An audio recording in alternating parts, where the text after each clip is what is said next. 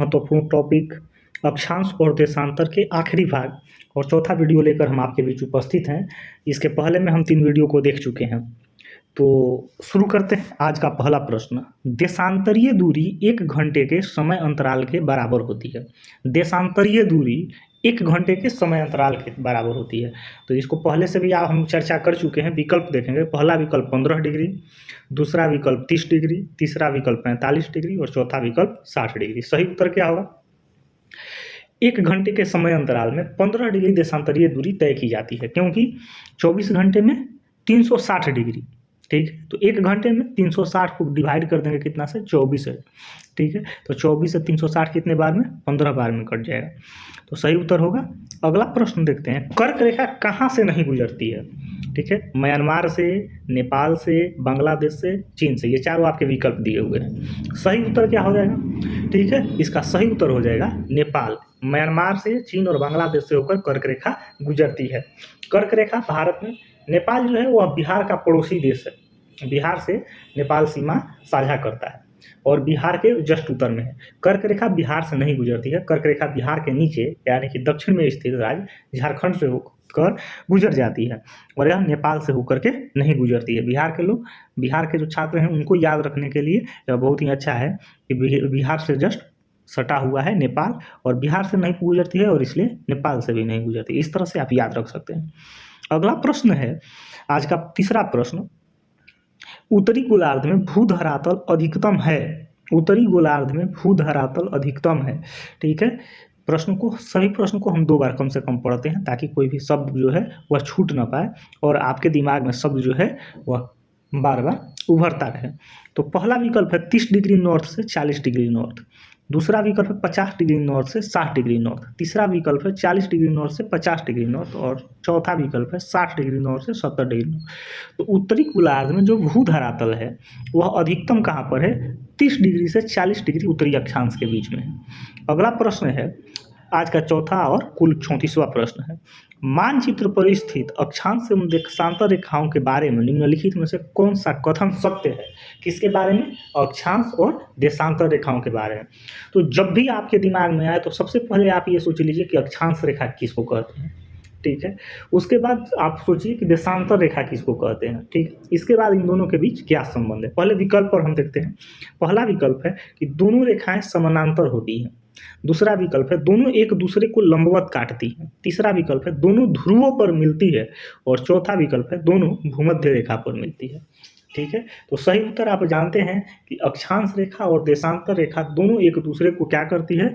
लंबवत काटती है। ठीक है, अगला प्रश्न है आज का 5वां प्रश्न, यहाँ पर दिन तथा रात एक समान होते हैं। विकल्प देखेंगे। पहला विकल्प है कि प्रमुख यमुनोत्तर पर, दूसरा विकल्प है अंटार्कटिका पर, तीसरा विकल्प है भूमध्य रेखा पर और चौथा विकल्प है ध्रुव। तो दिन और रात कहाँ पर समान होते हैं? ये हम वीडियो के पहले भाग में भी, पहला वीडियो में भी हम क्या किए हैं? चर्चा किए हैं। सही उत्तर इसका होगा भूमध्य रेखा पर। ठीक है, अगर यहाँ पर भूमध्य रेखा ना दे करके विषुवत रेखा देख दे तो आपको घबराने की जरूरत नहीं है। अगर इक्वेटर लिख दे तो भी वही ऑप्शन होगा। ठीक है, अगला प्रश्न है आज का 6ठा प्रश्न है, निम्नलिखित नगरों में से कौन सा एक भूमध्य रेखा के सर्वाधिक निकट है?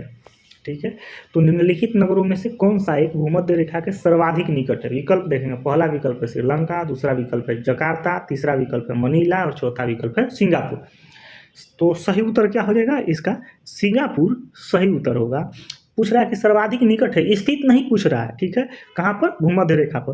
भूमध्य रेखा पर स्थित कौन कौन से देश हैं?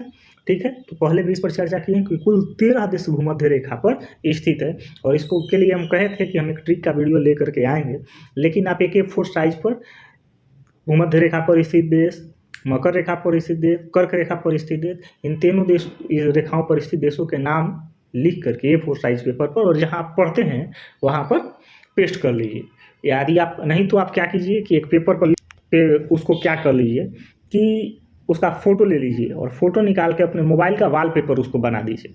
ठीक है, जब भी मोबाइल खोलेंगे तो एक बार उस पर नज़रें जाएंगे। ठीक है, तो ऐसा कर सकते हैं ताकि आपको हमेशा आपके नज़रों के सामने आए और याद हो जाए। आज हम भूमध्य रेखा से के माध्यम से जो भूमध्य रेखा जिन 13 देशों के से होकर गुजरती है उनका नाम एक बार फिर से देखते हैं। इक्वाडोर, आप मेरे साथ साथ बोलिए। Ecuador, Colombia, Brazil, Sao Tome और प्रिंसिपी, ये एक ही देश है। 5वां देश है गैबोन। 6वां देश है कांगो गणराज्य। 7वां देश है कांगो का लोकतांत्रिक गणराज्य, ये 2 अलग अलग देश हैं। Uganda, Kenya, Somalia, Maldives, Indonesia और किरिबाती। और ये इनका जो क्रम है वह क्या है, पश्चिम से पूर्व की ओर है। क्या है, पश्चिम से पूर्व की ओर इनका क्रम है। आज का 7वां प्रश्न है और कुल मिलाकर के 37वां प्रश्न है। इसके बाद और 3 प्रश्न बच जाएंगे। निम्नलिखित देशों पर विचार कीजिए। पहला कूट दिया है ऑस्ट्रेलिया, दूसरा कूट है नामीबिया, तीसरा है ब्राज़ील और चौथा है चिली। और प्रश्न है कि उपरोक्त में से किन किन से होकर मकर रेखा गुजरती है। ठीक है, तो केवल 1 से यानी केवल ऑस्ट्रेलिया से, 2, 3 और 4 से नामीबिया, ब्राज़ील और चिली, 1, 2 और 3 से, 1, 2, 3, 4 मतलब चारों से। तो सही उत्तर क्या होगा, 1, 2, 3 और 4। ठीक है, मकर रेखा किन किन देशों से होकर के गुजरती है, तो मकर रेखा ठीक है टोटल 10 देशों से होकर गुजरती है कुल। कौन कौन से, मेरे साथ आप भी बोलेंगे। अर्जेंटीना, बोत्सवाना, दक्षिण Africa, Australia, Namibia, Mozambique, Madagascar, Chile, Paraguay और ब्राज़ील। तो कुल मिलाकर के इन 10 देशों से मकर रेखा गुजरती है। भूमध्य रेखा कितने देशों से होकर गुजरती है, 13 देशों से।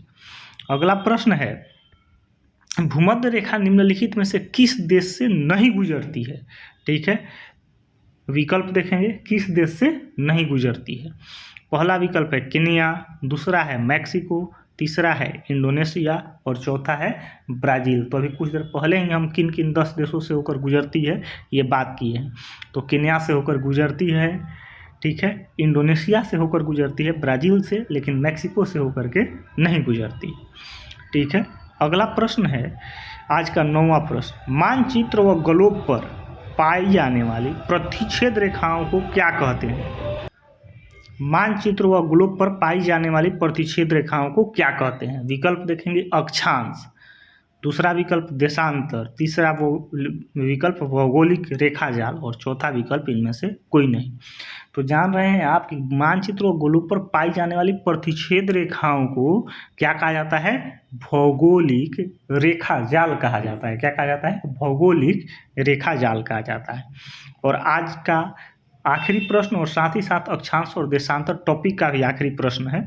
और इसके बाद एक आएंगे फास्ट वीडियो लेकर 5 मिनट में पूरे 40 प्रश्नों का।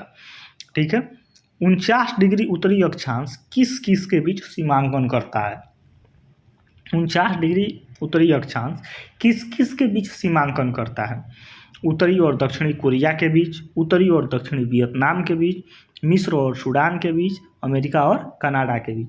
तो सही उत्तर क्या हो जाएगा, ठीक है, अमेरिका और कनाडा के बीच जो सीमांकन किया जाता है वह 49 डिग्री उत्तरी अक्षांश के द्वारा किया जाता है। और इसी के साथ ही ये वीडियो हमारा ख़त्म होता है और इस साथ ही साथ टॉपिक भी ख़त्म होता है। अगला हम वीडियो लेकर के आएंगे जिसमें 5 मिनट में ये सभी 40 प्रश्न होंगे अक्षांश और देशांतर से, जो थोड़ा रैपिड फायर की तरह होगा। तब तक के लिए धन्यवाद।